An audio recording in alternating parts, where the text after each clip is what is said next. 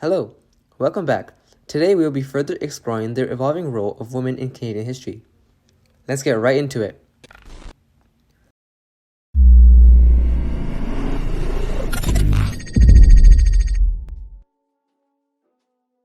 World War I ended in the year 1918, just 2 years before women got the right to vote in Canada. Don't be mistaken, this is no coincidence. Women played a hugely important role in World War I by working in munition production factories, which provoked new ideas that would snowball into a revolution. Women realizing that they could be so much more than just housewives was a real turning point. They were entertaining the idea of being able to vote. Women protested, created movements, and joined organizations, anything that could pressure governmental political decisions concerning women's rights. The gender ratio in Canada during the 1920s was almost neck and neck. About 105 males for every 102 females, just shy of 50%. That's a large fraction of the population, which means just about half of Canada's population was breathing down the necks of political figures who were withholding women's voting rights. This is by far the most important instance of women impacting economic, political, or social decisions in Canada. Government entities had no choice but to change voting rights, seeing how half of the population of the country was standing up to this issue. It was truly revolutionary. After 2 long years of activism and rights movements, women in Canada finally gained the right to vote. This was a monumental change that sparked courage and confidence in women in all corners of the country.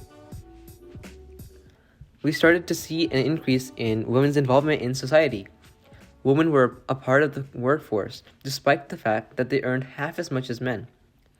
In total, women made up 20% of the workforce by 1929, beneficially contributing to Canada's economic growth. Seeing how the suffrage movement was such an influential and inspirational event, a huge portion of Canada's female population found reason to go out into the real world and get jobs. This benefited Canada economically, but also opened doors for political contributions. Agnes Campbell Mcphail was the first woman elected to the Canadian House of Commons, the first female Canadian delegate to the League of Nations, and a member of the Ontario legislature. She was a pacifist and advocated for prison reform. She also championed Ontario's first equal pay legislation, which occurred in 1951. She fought for miners in Nova Scotia who suffered low wages, high tariffs that farmers face, and much more.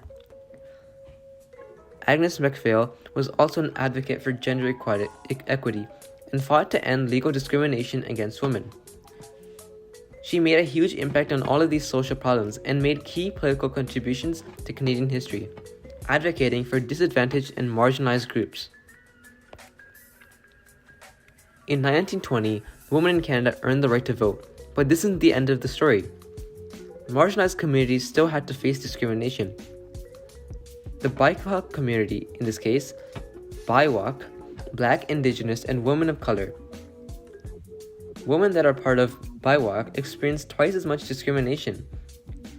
The suffragist movement was a huge shift for all women, but BIWOC women still didn't get the right to vote until much later.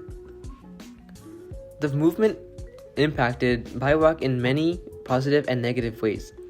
They were encouraged to fight for their rights and found courage from the people who stood up for women's voting rights. But they were disappointed when they realized that they didn't get the same rights. They realized that when women won voting rights, it only applied to white women. Marianne Judd played a commendable role in the BIWOC suffragist movement. She was the editor of the Provincial Freeman newspaper. Through her newspaper, she brought the suffragist movement to light, as well as the status of the situation. The suffrage movement had a huge impact on women all over the world, but had the biggest impact on BIPOC women. The suffrage movement helped gain women's voting rights. It was a precursor to the movement that gave BIPOC communities the right to vote.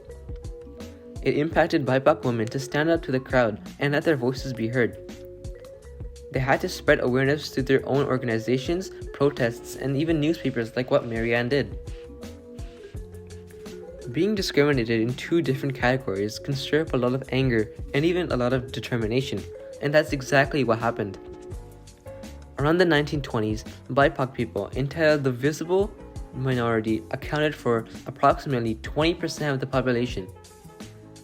Just like the suffrage movement, the visible minority banded together and made equal efforts towards gaining rights.